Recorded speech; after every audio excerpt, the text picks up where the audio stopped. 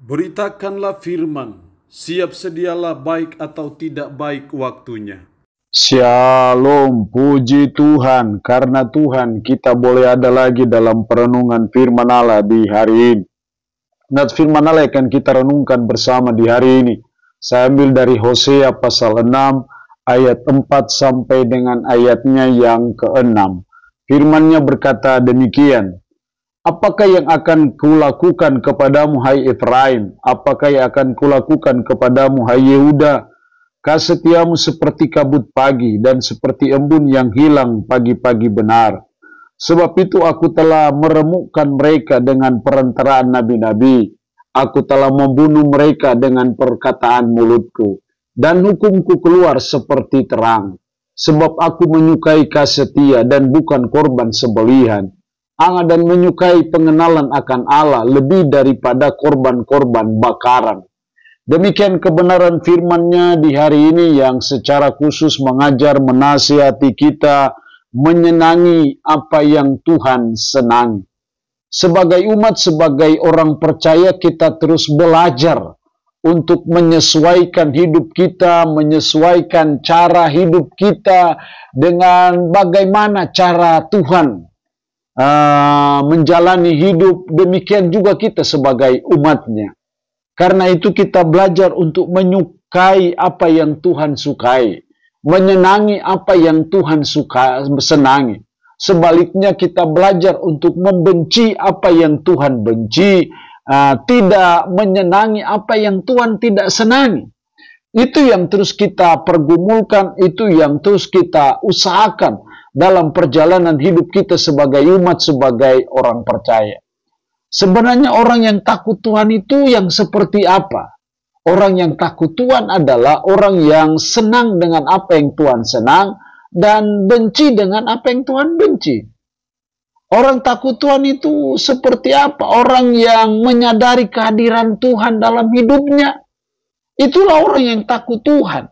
Jadi kita belajar supaya kita menyenangi apa yang Tuhan senangi dalam hidup kita. Itulah yang Tuhan katakan dalam pasal 6 ayat 6. Sebab aku menyukai kasih setia dan bukan korban sembelihan.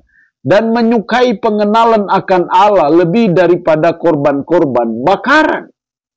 Jadi itu yang dikatakan Tuhan kepada umat Israel pada waktu itu. Bahwa Tuhan menyukai kasih setia dan bukan korban sembelihan. Menyukai pengetahuan akan Allah lebih daripada korban-korban bakaran. Apa yang disukai Tuhan, apa yang disenangi Tuhan, yang harus juga kita senangi dalam hidup kita. Belajar dari pasal 6 ayat 6 dari kitab Hosea, kita melihat ada dua hal yang disenangi Tuhan atau disukai Tuhan, dan kita belajar juga menyenangi akan hal itu. Yang pertama dalam ayat 6 bagian A, sebab aku menyukai kasih setia dan bukan korban sembelihan. Jadi Tuhan senang kasih setia. Artinya Tuhan senang kalau kita saling mengasihi satu dengan yang lain. Itu yang Tuhan senang. Jadi korban sembelihan kita, persembahan kita, itu nanti belakangan. Tuhan lebih senang kita mengasihi Tuhan, kita mengasihi sesama kita.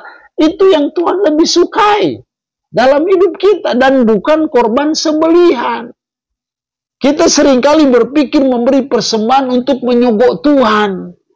Padahal Tuhan tahu akan hal itu. Tuhan lebih senang kalau kita penuh dengan kasih setia terhadap orang lain, terhadap sesama kita, terhadap Tuhan. Itu yang Tuhan senangi.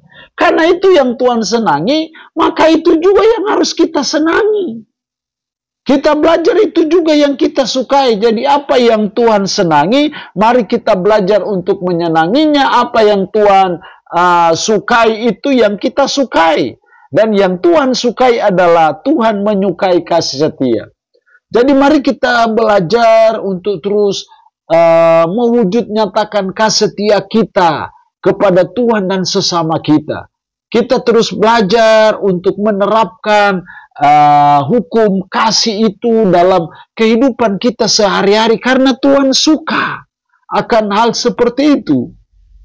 Karena Tuhan menyukai kasih setia, maka kita juga belajar untuk menyukai kasih setia. Yang kedua, yang Tuhan sukai, masih dalam ayat 6 bagian B, dan menyukai pengenalan akan Allah lebih daripada korban-korban bakaran. Menyukai pengenalan akan Allah. Yang kedua, apa yang Tuhan senangi? Yang kedua, Tuhan menyenangi pengenalan akan Allah. Tuhan menyukai akan pengenalan akan Allah.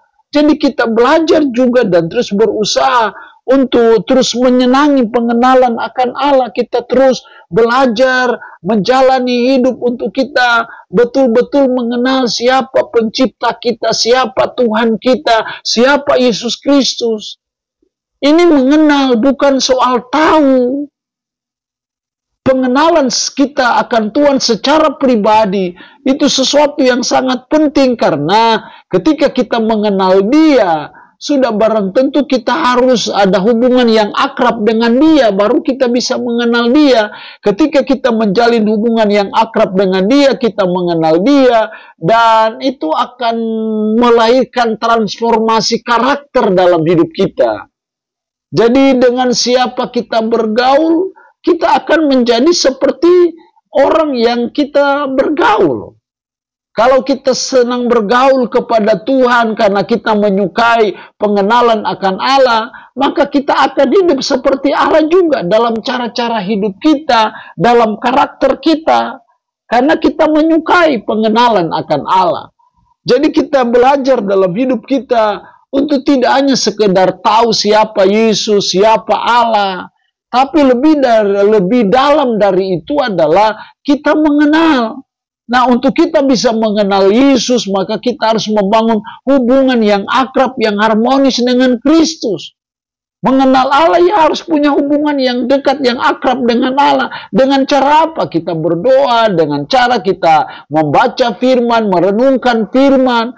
Itu adalah bagian dari keakraban kita kepada Tuhan, yang akhirnya kita akan mengenal Tuhan itu secara pribadi, dan pengenalan akan Allah secara pribadi melahirkan iman yang sungguh kepada Dia, tetapi juga melahirkan transformasi karakter dalam kehidupan kita.